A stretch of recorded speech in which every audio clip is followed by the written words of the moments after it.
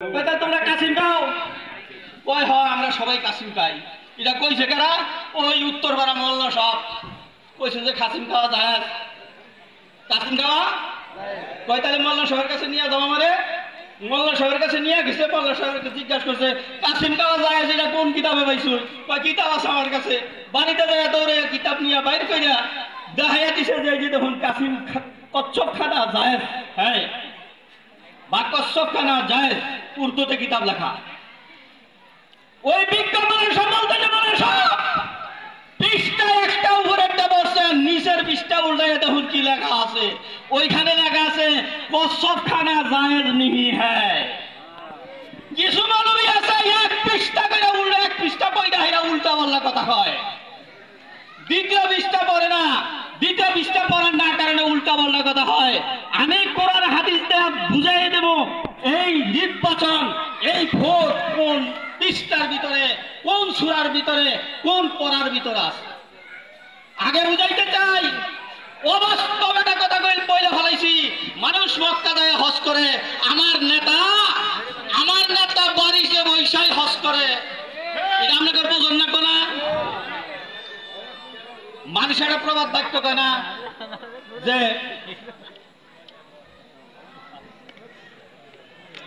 প্রবাদ বাক্য কয় না গো, কই হজ বাড়িতে করণ যায় কয় কিনা জোরে বলেন।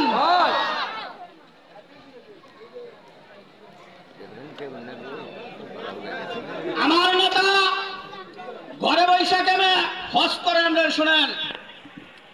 আব্দুল্লাহ বিন মুবারক বহুত বুজুর্গ মানুষ, এখানে বহুত আলেম ওলামারা তারা চিনে, আপনারা না চিনলেও। আব্দুল্লাহ বিন মুবারক হজে যাওয়ার ইচ্ছা করলেন, কুফা বন্ধ গেলেন। যাওয়ার পরে উনি ওইখানে আত্মীয় যাপন করার জন্য চেষ্টা করলেন। উনি মসজিদ থেকে বাইরে যখন ঘুরতে গেছেন, দেখেন একটা মহিলা মোরা গাদার গোশত কাইটা কাইটা জুংলার ভিতরে ব্যাগের ভিতরে ঢুকাইতেছে। কি এর গোশত? মরা গাদা। ওই মহিলাটা মরা গাদার গোশত নিতেছে, ব্যাপারটা কি? পাশাপাশি যাইয়া তার বাড়িতে যাওয়ার পরে দেখতেছে যে তার ঘরের ভিতরে 3টা কন্যা মাইয়া, তাদেরকে বলতেছে আমি আর খাওয়ার জন্য কিছু জোগাড় করতে পারি নাই, তোমরা না খাই আছো, আমি মরা গাদার গোশত আনছি, এই গোশতটা খাইয়া তোমরা জীবন বাঁচাও। আব্দুল্লাহ বিন মুবারক এই কথা শোনার পরে কাফেলায় আইসা বলছে আমি আর হজে যাব না, তোমরা হজে চলে যাও। ওনারা হজে চলে গেছে, ওনার হজের যত মাল সামানা এইটা সব একত্রিত কইরা ওই মহিলার বাড়িতে পাঠিয়ে দিছে।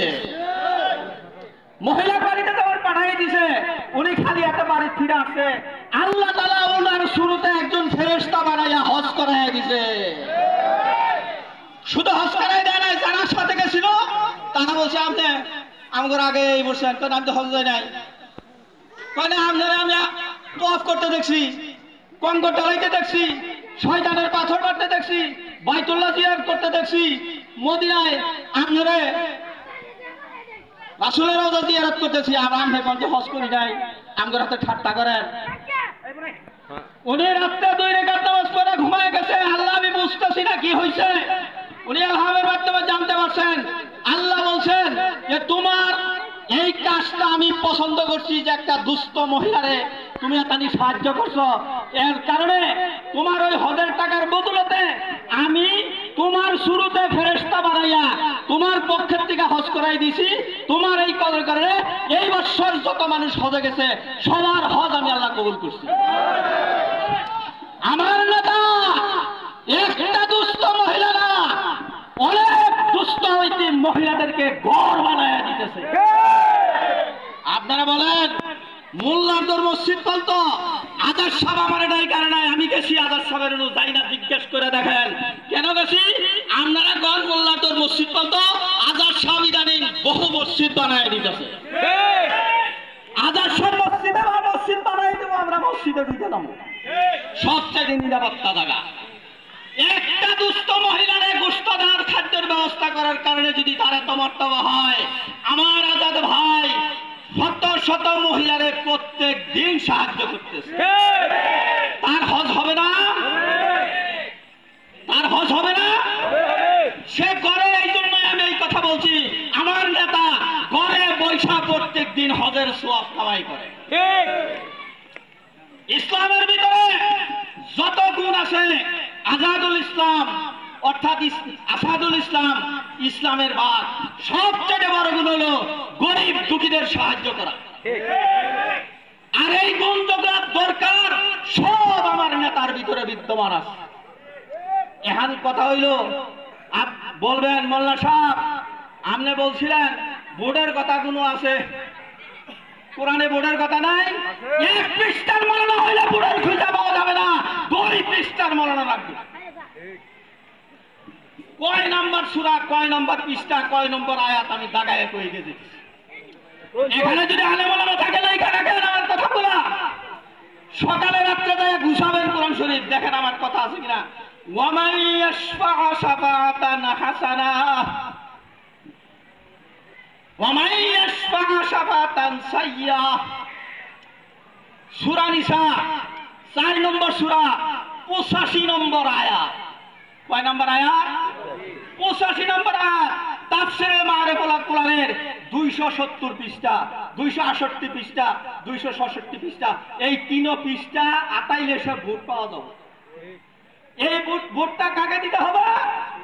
সবচেয়ে যোগ্য, যে সব যোগ্য, যার ভিতরে কোনো সন্ত্রাস নাই, রাহাবাড়ি নাই, চাঁদাবাজি নাই, যে মানুষের উপকার করে, গরিব দুঃখীদের সাহায্য করে, ওই লোকটারে ভোট দেওয়ার জন্য এখানে বলে দেওয়া হচ্ছে। এখন ওই লোকটারে আপনারা ভোট দিবেন। আর সাথে যে আপনারা ঠিক বলতেছুন, যারা আজাদ ভাইয়ের কর্মী, ওই কিতাব 66 মিনিট খুলে দেখেন, যারা আজাদ ভাইয়ের কর্মী যত নেক আমল আজাদ ভাই করতেছে তার একটা অংশ সব কর্মীর আমল নামায় লেখা হবে। এই জন্য আমার নেতাকে আমি বলবো, আপনি আল্লাহ রাসূলের মন্ত্রী হবেন, আপনার যোগ্যতা আছে। যত প্রার্থী আছে কারো নামে কর্নেল লেখা নাই। আপনি তো ওয়াকাউজ্জামান সারা বাংলাদেশের মিলিটারিদের শাসন করতেছে, দেশ চালাইতেছে। ওয়াকাউজ্জামানের চাইতে আমার যোগ্যতা আপনার বেশি আছে। আমার নেতা পাশ করার পরে মন্ত্রী যদি এই বাংলাদেশের স্বরাষ্ট্রমন্ত্রী বানিয়ে দেওয়া হয়, উনি আইন শৃঙ্খলা মানুষ, আইন শৃঙ্খলা বোঝে, উনি স্বরাষ্ট্রমন্ত্রী হইয়া সমস্ত অন্যায়ের বিরুদ্ধে দুর্নীতি বন্ধ করা এই বাংলাদেশটা শান্তি করার জন্য, শাসন করার জন্য উনি যোগ্য আছে। কথা ঠিক কিনা? কর্নেল কি এমনি হয়? উনি হলো আমাদের মধুবর ধরার জন্য একটা মানিক। এই মানিক সম্বন্ধে যদি বলতে চাই,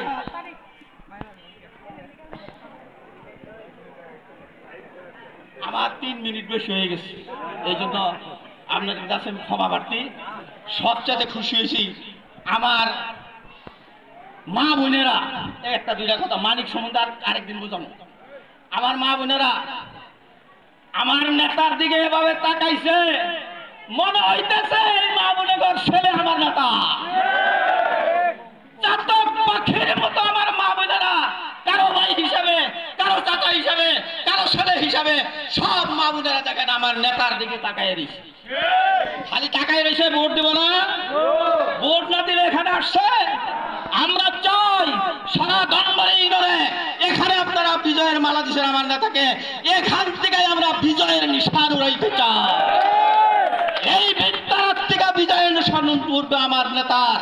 এই জন্য কে আমার নেতার সাথে, আমি যেমন বিনা শর্তে বিনা লোভে আমার নেতার কাছে আমি কোন পথ চাই না। আমি চাই আমার নেতাই যত ভালো আমল করতেছে ওই সমস্ত নেকের একটা অংশ আমি চাই, কোন পদবি চাই না।